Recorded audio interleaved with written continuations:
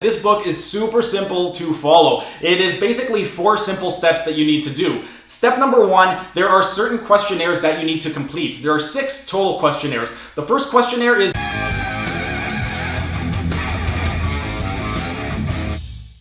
Hey everyone, thanks for tuning in. Steven here with Team Euphoric, and today I've got another book review for you guys, and today I'm going to be reviewing the book How to Eat, Move, and Be Healthy by Paul Chek. I've been coaching for 18 years, and in those 18 years, this has been one of the best books that I have read, and it's one of the books that I recommend the most often.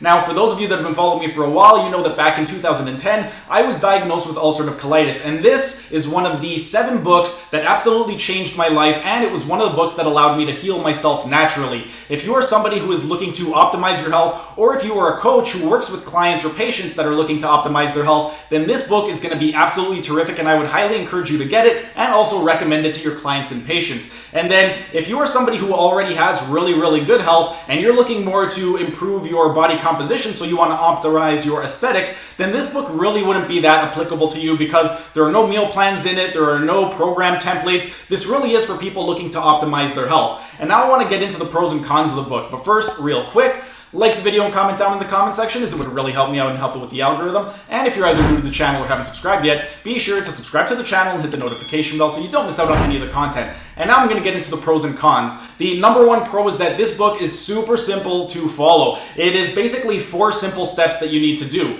Step number 1, there are certain questionnaires that you need to complete. There are 6 total questionnaires. The first questionnaire is you are what you eat. And this right over here, it's going to get into your food quality. The second questionnaire is a stress questionnaire, and this is going to ask you about your coping mechanisms and also about the relationships in your life. The third questionnaire is your sleep-wake cycles questionnaire, and this over here is going to ask you about your sleep habits. Then the fourth questionnaire is you are when you eat. You are when you eat. It has all to do with your eating habits. The 5th questionnaire, this is a digestion questionnaire. It's going to ask you about your GI symptoms. And then the 6th and final questionnaire is a fungus and parasites questionnaire. And in this one, it's going to ask you about medications or medical procedures that you've had done in the past. Once you've completed those 6 questionnaires, then the second step is you need to complete the Primal pattern diet test. This right over here is an extremely abbreviated version of the Metabolic Typing Diet Questionnaire from William Walcott's book, The Metabolic Typing Diet. And I actually reviewed this book a couple years ago. For those of you who are interested in that, you can check out this video right up over here. But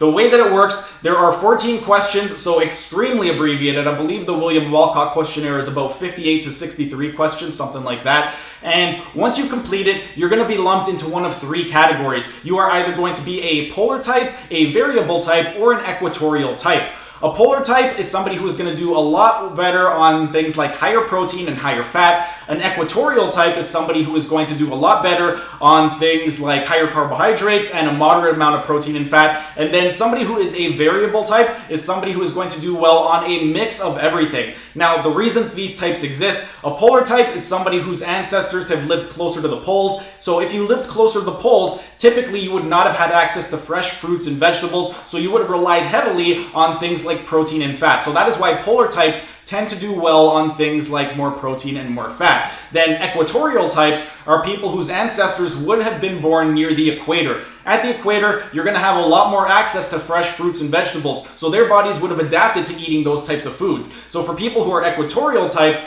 those people are going to respond better to a higher carbohydrate type of a diet. And then for variable types, let's say you had one parent who grew up closer to the poles and one closer to the equator, then your genetic expression can manifest anywhere within that range. So you could do well as a polar type, a variable type, an equatorial type. You could pretty much do well with anything. And with this type specifically, you need to be a lot more conscious with what exactly your body is telling you, because for variable types, what you want to do is your diet is really changing from day to day, and you have to listen to your body a lot better than somebody like a polar type or an equatorial type, where generally they can just stick to high protein, high fat, and an equatorial type can stick to higher carbohydrates, and they don't really need to guess day to day what exactly is going to do best for them. But that is basically how exactly the questionnaires work when it comes to the diet typing. And then at the end of the book, there are going to be 2 different diet plans. There's going to be one diet plan that is meant for the polar types, so it's a more high protein, high fat type of a diet plan. And then the second plan is going to be for equatorial types. This one, it's going to be foods that are leaner cuts of meat, and also a lot more things like vegetables and grains are going to be allowed for this particular diet. And then if you are a variable type, you could pretty much go back and forth between the 2 different diet plans. And with regard to the diet plans, there is no specific diet plan in place. There are just a list of separate foods, and then it's up to you to determine which foods your body is going to respond best to. So you would stick to the foods on each of those respective plans, depending on how exactly you answer that questionnaire. Then once you've completed that questionnaire, step number 3, it is time to build your personal exercise program. For this one right over here, there are 2 separate phases. Step number 1, you want to go ahead and complete the stretch test. With the stretch test, there are different assessments that you're going to perform on yourself, and then essentially what happens is whichever ones you notice that you're most restricted in, the assessment is going to be the actual stretch itself. So let's say, for example, you do, I'm just going to make up a stretch right now, a lateral neck flexion. Let's say you're really restricted over here. The lateral neck flexion stretch would be part of your stretching program. And then the second part is going to be the actual energy building exercises. With regard to the energy building exercises, these are going to correlate to the questionnaires that you filled earlier, those 6 questionnaires.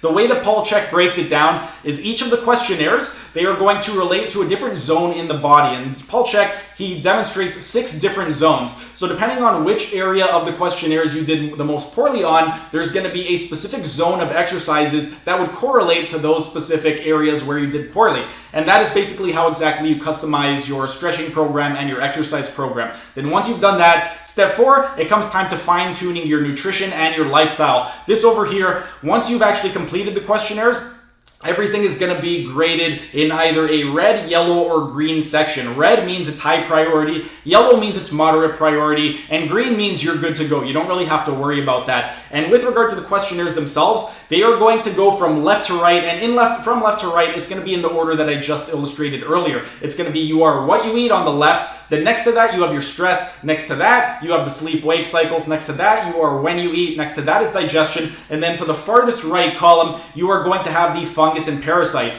So the way that it works is, let's say you've scored red in multiple questionnaires. The way it works from prioritizing the left to the right. So if you scored red on absolutely everything, you would prioritize the you are what you eat, because what you are what you eat is the leftmost column. Let's say you ended up scoring red in everything except for you are what you eat. Then in that case, you would go to the stress questionnaire, because the stress questionnaire is the second most left column. And if you scored absolutely nothing in the red, what happens is you would move on to the yellow. And that's basically how exactly you would determine how exactly you would fine-tune your diet and lifestyle. And once you determine what exactly your priority is, every single one of the questionnaires, there are going to be specific pages that you would need to read that correlate to each of the questionnaires. So let's say you ended up scoring red in the you are what you eat section. You would go to, let's say, page 35, because that's what happens to correspond with that. I'm making up the number, but for argument's sake, let's say that. So you would go to page 35, you would read it, and then that would be the area that you would want to focus on. And then once you've gotten all of that under control, you would tackle the next priority, which is the next leftmost column that you scored in the red. If nothing was in the red, then you would move on to the yellow. But those are the 4 steps. Overall, this is an absolutely terrific book. There are a few cons. The number 1 con is that the training programs are very, very basic. These really aren't intended for people who are looking to build muscle, burn fat, improve their performance. The training programs are really meant for people who have really, really low energy. They're looking to improve their energy a little bit. So if you are looking to get muscle building programs, fat loss programs, performance enhancing programs,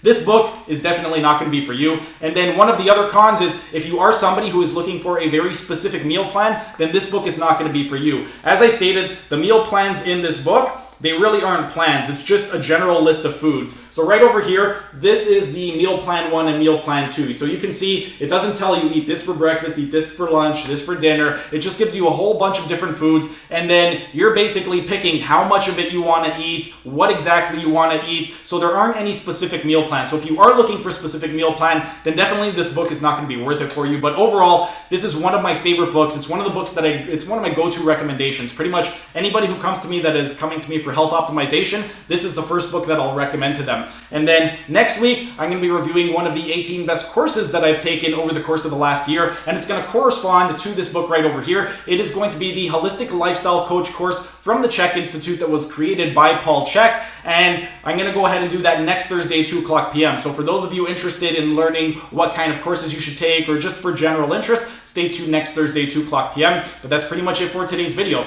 If you guys enjoyed the video, be sure to smash that like button so I know to keep making these types of videos in the future. And if you're either new to the channel or haven't subscribed yet, be sure to subscribe to the channel and hit the notification bell, as I'm going to be uploading new videos every single day. That's it for today's video. Thanks for tuning in, and I will see you again tomorrow.